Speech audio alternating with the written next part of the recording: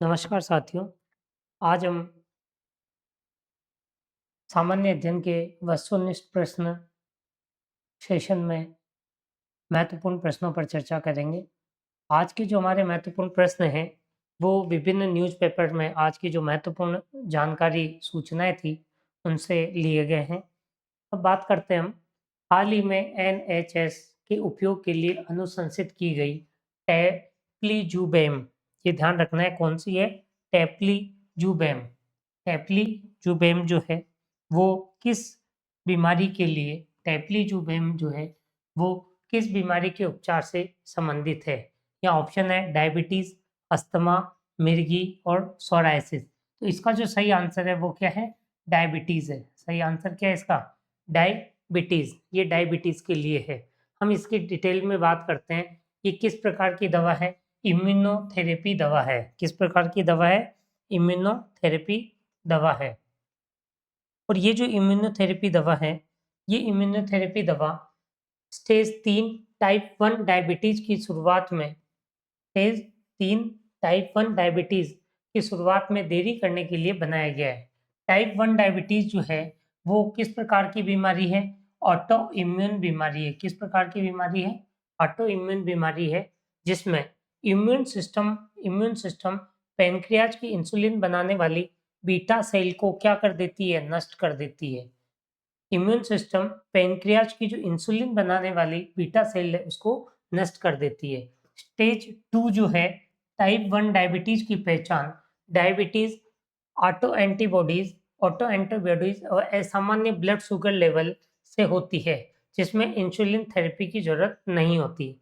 Stage 3 type 1 diabetes जो लक्षणों वाली स्टेज है, इसमें जीवन भर इंसुलिन के इलाज की जरूरत होती है। तो यहाँ देखिए, हमें 3 प्रकार के डायबिटीज़ की स्टेज की यहाँ देखते हैं। टाइप 1 डायबिटीज़ में क्या होता है? ऑटो इम्यून बीमारी है। इसमें पैनक्रियाज की इंसुलिन बनाने वाली बीटा सेल्स को क्या होता है?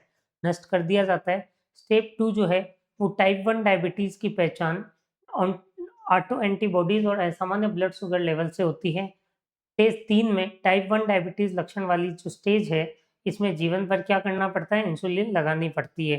टेप्लीज़ुमेब जो है, ये कौन बनाती है? एक सनोफी कंपनी है, वो बनाती है और 8 साल या उससे ज़्यादा उम्र के बच्चों के लिए इसे मंजूरी दी गई है। ये एक महत्वपूर्ण है 8 वर्ष से अधिक के बच्चों के लिए। ये दवा जो है, मुँह से ली जाने वाली गोलियों की बजाय, ये क्या है? मुँह से ली जाने वाली गोलियों की बजाय 14 दिनों के एक बार के कोर्स के तौर पर नसों के जरिए अर्थात इंट्रावेनस इन्फ्यूज़न के रूप में दी जाती है। तो ये देखना, ये टैबलेट के रूप में नहीं दी जाकर कैसे दी जाती है? नसों के ज़रिए दी जाती है। टेप्लीज़ुमेब को जो है, अगस्त 2025 में यूनाइटेड किंगडम में medicines and health care products regulatory agency से क्या मिला था? लाइसेंस मिला था।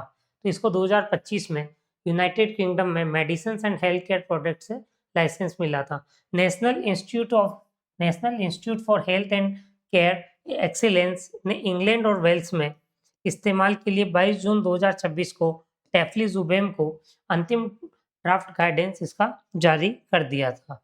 ओलंपिक दिवस 2026 की थीम क्या थी? तो ये ओलंपिक दिवस 2026 की थीम की यदि हम बात करते हैं, तो इसकी थीम थी sports building bridges and breaking barriers.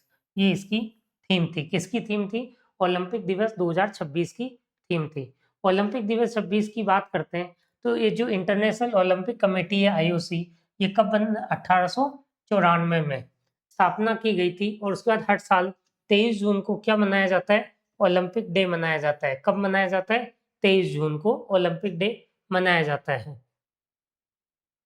Olympic day 26 की थीम की बात कर रहे हैं, तो क्या है? Sports building bridges on breaking barriers, खेल पुल बनाना और बाधाएं तोड़ना, इसका मुख्य थीम है। ओलंपिक डे पहली बार 1948 में मनाया गया था। कब मनाया गया था? पहली बार 48 में मनाया गया था और अब इसे दुनिया भर में 200 से ज़्यादा ओलंपिक कमेटियां क्या करती है? मनाती है। इसके 3 मुख्य स्तंभ हैं। 3 मुख्य स्तंभ हैं, कौन-कौन से? मूव गतिविधि, मूव लर्न सीखना और डिस्कवर खोज करना, जो कि शारीरिक गतिविधि, शिक्षा और नए खेलों की खोज को बढ़ावा देने में काम आती है। नेक्स्ट है फ्रांसवा एल्गर्ट, जिनका हाल ही में निधन हुआ, किस क्षेत्र से संबंधित थे? तो ये कण भौतिकी से संबंधित थे। किससे संबंधित थे? कण भौतिकी से संबंधित थे। ये कहाँ के विद्वान थे? बेल्जियम के। क्या ध्यान रखना है? कण भौतिकी से संबंधित थे, भौतिक विज्ञानी थे। फ्रांकोइस एल्गर्ट जो है, ये इनको पीटर हिग्स के साथ 2013 का भौतिकी का नोबेल पुरस्कार दिया गया था। इन्होंने हिग्स तंत्र की खोज की थी। हिग्स बोसोन की जो प्राथमिक कण है, ये परस्पर क्रिया के माध्यम से द्रव्यमान प्राप्त करते हैं। क्या प्राप्त करते हैं? द्रव्यमान प्राप्त करते हैं। उसकी जो प्रायोगिक पुष्टि है, प्रायोगिक पुष्टि कब हुई थी? 2012 में। CERN जो है, CERN CERN जिसे हम कहते हैं, लार्ज हेड्रॉन कोलाइडर का उपयोग करके इसकी पुष्टि की गई थी। मासनक जो मॉडल है, वो प्राथमिक कणों व 3 मूलभूत बलों का वर्णन करता है: विद्युत चुंबकीय, दुर्बल और प्रबल अंतःक्रियाएं। विद्युत चुंबकीय दुर्बल सिद्धांत विद्युत चुंबकीय बल और दुर्बल नाभिकीय बल को क्या करता है? एकीकृत करता है। फ्रांकोइस एल्गर्ट ने 1959 में ब्रसेल्स के मुक्त विश्वविद्यालय से भौतिकी में PhD पूरी की थी। फ्रांकोइस एल्गर्ट का जन्म कब हुआ था? 1932 में इनका जन्म हुआ था और 2026 में 93 वर्ष की आयु में इनका निधन हो गया। 93 वर्ष की आयु में इनका निधन हो गया। नेक्स्ट हम बात करते हैं पुरुष या महिला क्रिकेट में 200 टी20 इंटरनेशनल में खेलने वाले क्रिकेटर कौन है? हरमनप्रीत कौर। कौन है? हरमनप्रीत कौर। हरमनप्रीत कौर इतिहास की पहली ऐसी क्रिकेटर है, पुरुष या महिला दोनों में, जिसने 200 क्या करें टी20 इंटरनेशनल क्रिकेट मैच खेले हैं। ये उपलब्धि इन्होंने दक्षिण अफ्रीका के खिलाफ मैच खेलकर हासिल की है। ये मैच जो है इंग्लैंड के मैनचेस्टर में ओल्ड ट्रैफर्ड में खेला गया था। कहाँ खेला गया था? इंग्लैंड के मैनचेस्टर में। मार्च 2009 में हरमनप्रीत कौर ने पाकिस्तान के खिलाफ अपना वनडे डेब्यू किया था। तो ये वनडे डेब्यू कब किया था? मार्च 2009 में। किसके खिलाफ किया था? पाकिस्तान के खिलाफ।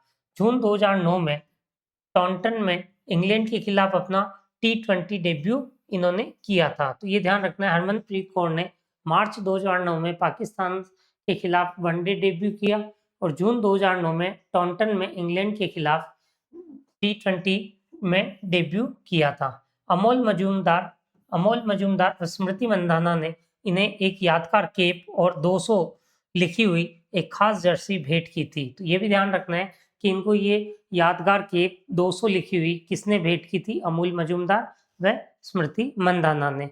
महिला क्रिकेट में सबसे ज्यादा टी20 मैच खेलने वाली खिलाड़ियों की सूची में सूजी बेट्स 184 मैच और डेनी वाइट होज 183 मैच इनके बाद आती है। तो 200 मैच खेलने वाली कौन है? हरमनप्रीत कौर। 184 मैच खेलने वाली कौन है? Suzie Bates. और 183 मैच खेलने वाली कौन है? डेनी वाइट होज। पुरुष क्रिकेटरों में पॉल स्टर्लिंग 163 मैच सबसे ज्यादा खेले हैं। हरमनप्रीत कौर के 200 मैचों से काफी पीछे हैं। जून 2026 में उद्घाटन किए गए भारत के पहले अधिक ऊंचाई वाले फूलों के बागान किस राज्य में हैं? ये फूलों के बागान अधिक ऊंचाई वाले कहाँ हैं? लद्दाख में है। इनका जून 26 में उद्घाटन हुआ। लेह जिले में चौगलसर, लेह जिले में कहाँ है? लेह जिले में चौगलसर और स्टकना में भारत के पहले सबसे ज्यादा ऊंचाई वाले फूलों की खेती का प्रोजेक्ट शुरू हुआ है। इसे चौगलसर फ्लोरिकल्चर पार्क कहा जाता है, जो किस क्षेत्र में फैला हुआ है? 92,687 वर्ग मीटर में फैला हुआ है। 92,687 वर्ग मीटर में फैला हुआ है। दूसरा जो प्रोजेक्ट है वो स्टकना में है, लद्दाख यूनिवर्सिटी के school of agriculture sciences and technology में। ये 1.2 लाख वर्ग मीटर से ज्यादा इलाके में विकसित किया गया है। उत्तराखंड लद्दाख के कृषि विभाग ने वैज्ञानिक और तकनीकी मदद से CSIR Himalaya bio resource technology institute के साथ एक MOU पर क्या किए हैं? इसमें साइन किए हैं। जम्मू कश्मीर के पुराने राज्य के पुनर्गठन के बाद 2019 में क्या कर दिया था? लद्दाख को एक केंद्र शासित प्रदेश घोषित कर दिया गया था।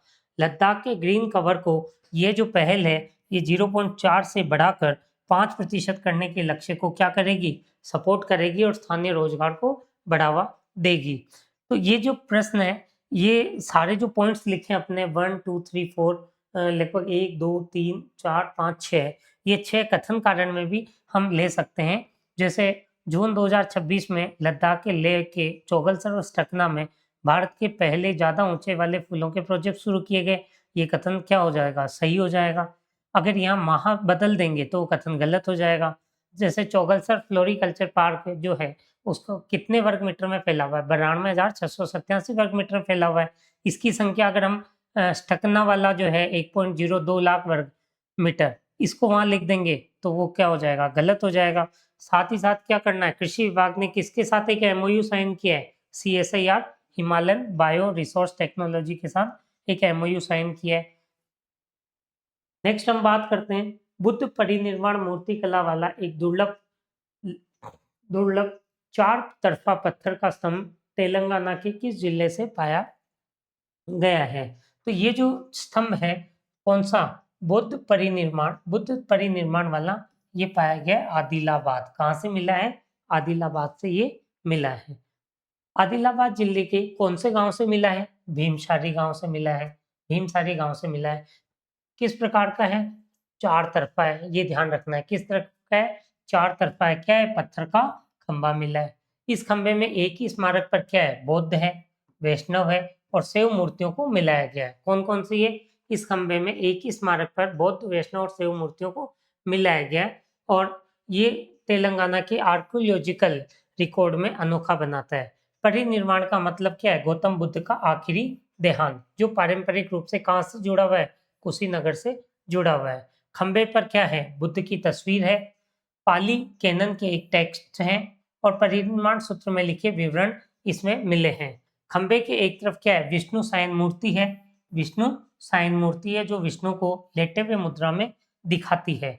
दूसरी तरफ उमालिंग मूर्ति है, दूसरी तरफ क्या है, उमालिंग मूर्ति है जो क्या है, एक शैव रूप है जिसमें शिव को उमा पार्वती के साथ दिखाया गया। तो यहाँ देखिए, यहाँ जो 4 स्तंभ है, 4 तरफा स्तंभ है, उसमें क्या है, एक तरफ बुद्ध की तस्वीर है, एक तरफ क्या है, विष्णु सायन मूर्ति है, एक दूसरी तरफ क्या है, उमालिंग मूर्ति है। इतिहासकारों ने स्टाइल के हिसाब से इस मूर्ति को 10वीं सदी का बताया, 10वीं सदी ईसा पूर्व का बताया है, 10वीं सदी ईसा पूर्व का बताया। यह वह समय था जब दक्कन में कई धार्मिक परंपराएं एक साथ सक्रिय थी। इस स्मारक को तेलंगाना का पहला ऐसा पत्थर का खंबा माना जाता है जिस पर, ये पहला ऐसा पत्थर का खंबा है तेलंगाना का जिस पर एक साथ बौद्ध, वैष्णव और शैव इमेज बनी हुई है। तो ये देखिए, ये एक साथ तेलंगाना का पहला ऐसा पत्थर है जिस पे एक साथ बौद्ध, वैष्णव और शैव इमेज प्राप्त हुई है। तो ये एक महत्वपूर्ण इंफॉर्मेशन है। ब्रिक्स स्पेस एजेंसियों के प्रमुखों हुसा की 2026 की बैठक किस शहर में आयोजित की गई, किस शहर में आयोजित की गई, ये आयोजित की गई थी बेंगलुरु में। ये कहाँ आयोजित की गई थी, बेंगलुरु में आयोजित की गई थी। अब हम इस बैठक कब आयोजित की गई, 23 से 24 जून 2026 को। कहाँ आयोजित हो गई थी, बेंगलुरु में आयोजित हो गई थी। भारत ने इसकी क्या करी थी, अध्यक्षता करी थी। भारत ने इसकी क्या करी थी, अध्यक्षता करी थी। ब्रिक्स में अभी कितने सदस्य देश हैं, 11 सदस्य देश हैं। ठीक है, कितने सदस्य देश हैं, 11 हैं। नए सदस्य कौन से बने थे, मिस्र, इथोपिया, इंडोनेशिया, ईरान, सऊदी अरब, संयुक्त अरब अमीरात। होसा 2026 की थीम क्या है, ये इम्पोर्टेंट है। होसा 2026 की थीम क्या है, लचीलापन, इनोवेशन, सहयोग और स्थिरता के लिए निर्माण। ये ध्यान रखना है। होसा 2026 की थीम क्या है, लचीलेपन, इनोवेशन, सहयोग और स्थिरता के लिए निर्माण। इसका मुख्य एजेंडा क्या है, अंतरिक्ष स्थिरता, अंतरिक्ष स्थिरता, टिकाऊ अंतरिक्ष संचालन और मलबे मुक्त अंतरिक्ष मिशन, मलबे मुक्त अंतरिक्ष मिशन। सदस्य देश ब्रिक्स जो है वो रिमोट सेंसिंग सैटेलाइट कॉन्स्टेलेशन समझौते में बदलाव पर चर्चा कर रहे हैं। बैठक में प्रस्तावित ब्रिक्स स्पेस काउंसिल के लिए टर्म्स ऑफ रेफरेंस कार्य दायरा पर भी विचार किया जा रहा है। इन स्पेस अंतरिक्ष क्षेत्र में निजी क्षेत्र की भागीदारी के लिए भारत की रेगुलेटरी और प्रमोशनल संस्था के रूप में भारत काम कर रहा है। डॉक्टर जितेंद्र सिंह जो है, डॉक्टर जितेंद्र सिंह अंतरिक्ष विभाग में केंद्रीय राज्य मंत्री है। डॉक्टर जितेंद्र सिंह अंतरिक्ष विभाग में क्या है? केंद्रीय राज्य मंत्री है और वो बैठक के समापन सत्र में क्या कर रहे हैं? हिस्सा ले रहे हैं। तो जो ये बैठक हुई उसके समापन सत्र में कौन हिस्सा ले रहे हैं? डॉक्टर जितेंद्र सिंह।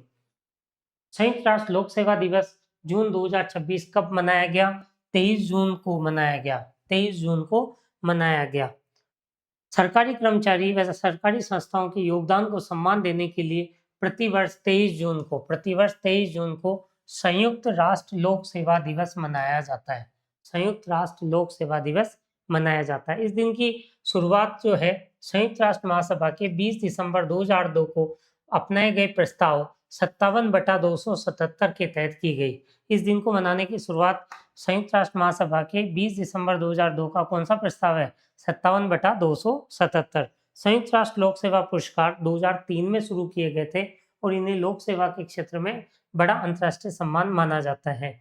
यूएनपीएसए व्यक्तिगत सरकारी कर्मचारियों के बजाय संस्थाओं व लोक सेवा पहलों को मान्यता देता है। 2026 का संयुक्त राष्ट्र लोक सेवा फोरम 23 से 25 जून 2026 तक ट्बिलिसी जॉर्जिया में आयोजित किया जा रहा है। ये एक महत्वपूर्ण है। कब का है? 2026 का संयुक्त राष्ट्र लोक सेवा फोरम 23 से 25 जून तिब्लिसी कहाँ है? जॉर्जिया में आयोजित किया जा रहा है। 2026 के लोक सेवा फोरम का विषय क्या है? सरकारी संस्थाओं में बदलाव।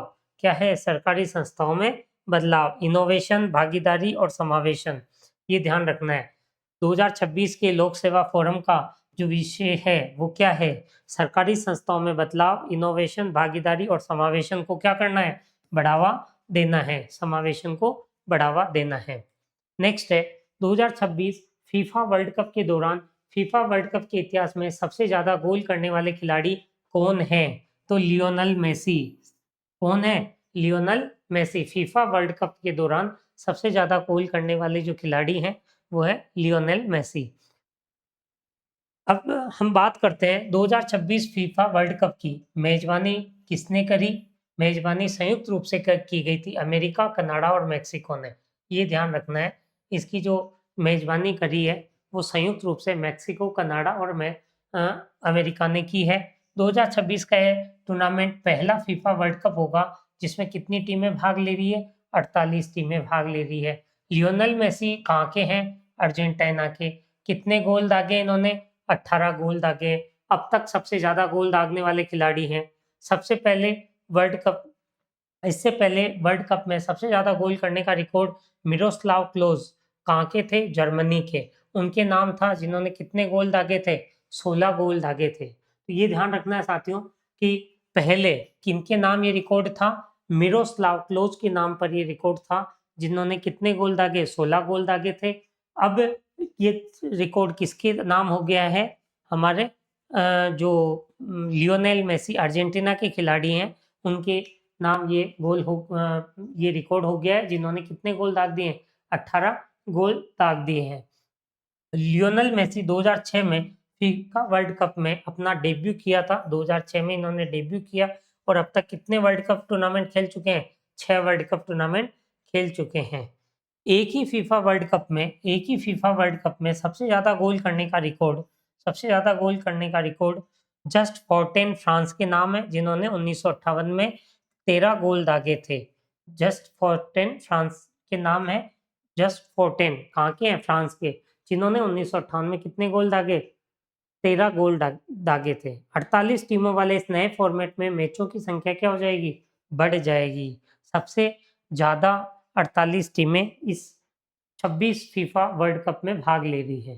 Chennai petroleum corporation limited CPCL को हाल ही में मिनी रत्न कैटेगरी फर्स्ट से निकालकर किस दर्जे में अपग्रेड किया गया? इनको नवरत्न का दर्जा दिया गया। कौन सा दिया गया? नवरत्न का दर्जा दिया गया। तो मिनी रत्न कैटेगरी फर्स्ट से इसे निकालकर नवरत्न का दर्जा दे दिया गया है। सरकार ने 2026 में इसे कौन सा दर्जा दिया है? नवरत्न का दर्जा दिया है। दूसरा, ये जैसे इसको नवरत्न का दर्जा मिला, ये कौन सी नवरत्न हो गई? 28वीं नवरत्न हो गई। 28वीं नवरत्न हो गई। नवरत्न स्कीम जो है भारत सरकार ने कब शुरू की थी? 1997 में शुरू की थी और ये क्या करती है? चुनिंदा सीपीएसईज को ज़्यादा फाइनेंशियल और ऑपरेशनल आज़ादी मिलती है। एक नवरत्न कंपनी सरकार की मंजूरी के बिना किसी एक प्रोजेक्ट में 1000 करोड़ रुपए या अपनी नेटवर्थ का 15% लगा सकती है, निवेश कर सकती है। तो ये क्या है? एक जो नवरत्न कंपनी होती है वो बिना सरकारी मंजूरी के एक प्रोजेक्ट में 1000 करोड़ या अपनी जो कुल नेटवर्क होती है, उस नेटवर्थ होती है, उसका 15% यूज कर सकती है, निवेश कर सकती है। निवेश कर सकती है, बात ध्यान रखनी है। नवरत्न का दर्जा पाने के लिए क्या होना चाहिए? किसी सीपीएसई के पास मिनी रत्न कैटेगरी फर्स्ट का दर्जा पहले होना चाहिए। ये अर्थात इस तरीके से हायरार्की सिस्टम में है ना? इस तरीके से है। तो ये जो पहले इसको क्या कौन-सा दर्जा मिलेगा? सबसे पहले मिनी रत्न सेकंड होता है, फिर उसके बाद दर्जा मिलता है मिनी रत्न फर्स्ट का। मिनी रत्न फर्स्ट का, फिर उसके बाद दर्जा मिलता है नवरत्न का और फिर उसके बाद क्या मिलता है? महारत्न का। तो ये इस तरह से एक इनका क्या होता है? हायरार्की सिस्टम होता है। तो नवरत्न का दर्जा पाने के लिए किसी सीपीसी के पास क्या होना चाहिए? मिनी रत्न कैटेगरी फर्स्ट का दर्जा होना चाहिए और उसकी नेटवर्थ जो है वो पॉजिटिव होनी चाहिए और सीपीसीएल जो है फाइनेंशियल ईयर 25-26 में लगभग कितना करोड़ सालाना टर्नओवर? 59,400 करोड़ का सालाना टर्नओवर इसमें क्या हुआ था? दर्ज किया गया था। इसे शुरुआत कब की गई थी? 1965 में। 1965 में किस नाम से? मद्रास रिफाइनरी लिमिटेड के नाम से इसे शुरू किया गया था। सीपीसीएल 2001 में इंडियन ऑयल कॉर्पोरेशन लिमिटेड की सब्सिडरी बन गई थी। ये ध्यान रखना है। ये प्रश्न में आजकल के जो प्रश्न पूछे जा रहे हैं वो डिटेल प्रश्न पूछे जा रहे हैं। ऐसा नहीं है कि जैसे आपको सीधा पूछ लिया कि कौन सी कंपनी को नवरत्न का दर्जा दिया है, नहीं। उसमें यही पूछा जाएगा, 4 बिंदु दिए जाएँगे 1, 2, 3, 4 इसमें से कौन-सा सही है? पहला सही है, तीसरा सही है, दूसरा सही है, चौथा सही है। तो हमने यहाँ संबंधित उसके सारे पॉइंट्स ले लिए हैं, तो आपको इससे आसानी रहेगी। अर्थात नवरत्न का नई जो कंपनी है, जिसे नवरत्न का दर्जा दिया गया, वो कौन-सी है? सीपीसीएल है। कौन-सी नवरत्न कंपनी है ये? 28वीं नवरत्न कंपनी है। नवरत्न स्कीम की शुरुआत कब की गई? 1997 में की गई। क्यों की गई? किसी भी सीपीएसई को फाइनेंशियल और ऑपरेशनल आज़ादी देने के लिए की गई। एक नवरत्न कंपनी बिना सरकारी मंजूरी के कितने हज़ार करोड़ रुपए तक किसी अन्य स्थान पर निवेश कर सकती है? तो इसमें 1000 करोड़ रुपए या अपनी नेटवर्थ का 15% वो किसी अन्य स्थान पर निवेश कर सकती है। साथ ही नवरत्न का जो दर्जा पाने वाली कोई कंपनी है, उसके पास पहले क्या होना चाहिए? मिनी रत्न कैटेगरी फर्स्ट का दर्जा होना चाहिए। जो सीपीसीएल है, उसका 25-26 में नेटवर्थ कितना रहा था? 59,400 करोड़ रुपए सालाना इसका टर्नओवर रहा था। इसकी शुरुआत कब हुई थी? 1965 में मद्रास रिफाइनरी लिमिटेड के नाम से शुरुआत हुई। 2001 में ये क्या हो गई? इंडियन ऑयल कॉर्पोरेशन सब्सिडरी बन गई और अभी इसकी इंडियन ऑयल के पास इसकी कितनी हिस्सेदारी है? 51.89 51.89% हिस्सेदारी इसके किसके पास है? इंडियन ऑयल के पास है। साथियों, ये जो प्रतिदिन की जो हमारी करंट अफ़ेयर्स की जो एमसीक्यूज़ क्लास है, ये क्लास सभी प्रतियोगी परीक्षाओं के लिए लाभदायक है। राष्ट्रीय स्तर पर तो है ही है, राज्य स्तर की जो कक्षाएँ हैं, उनके लिए भी लाभदायक है। आप हमारे साथ जुड़ने के लिए हमारा जो ऐप है अतुल्यम अकेडमी प्ले स्टोर से जाकर आप उसे डाउनलोड कर सकते हैं। हमारा यूट्यूब चैनल अतुल्यम अकेडमी से आप उसे हमारे चैनल को क्या कर सकते हैं?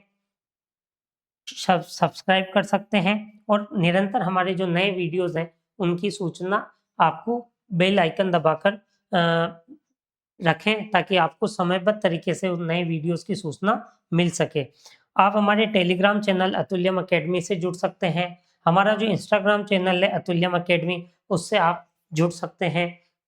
तो ये जो महत्वपूर्ण प्लेटफ़ॉर्म है, इंस्टाग्राम, टेलीग्राम और हमारा यूट्यूब चैनल, उससे जुड़कर आप हमारे जो प्रतिदिन के करंट अफ़ेयर्स के जो अ, महत्वपूर्ण एमसीक्यूज़ हैं, वो हम आप लोगों के लिए तैयार कर रहे हैं। आप जुड़कर अपनी तैयारी को एक नई दिशा दें और साथ ही साथ हमारे यूट्यूब चैनल को भी लाइक, शेयर एंड सब्सक्राइब करें। धन्यवाद।